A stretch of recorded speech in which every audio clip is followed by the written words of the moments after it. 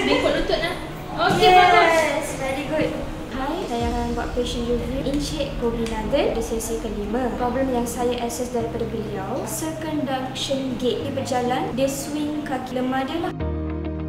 So, kita letakkan 3 hurdle dengan balance form dengan 2 kg sandbag untuk strengthen kaki dia. Dalam first set tu, kita nampak beliau masih swing kaki dia, kaki yang lemah dia lah. Kita orang ajar dia untuk membengkok lutut dia, kaki yang lemah tu membengkok dan melangkah hurdle demi hurdle dan balance dekat balance form lah.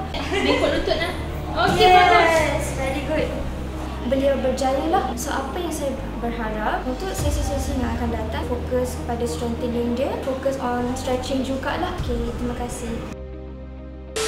Mulakan perjalanan pemulihan anda hari ini bersama kami.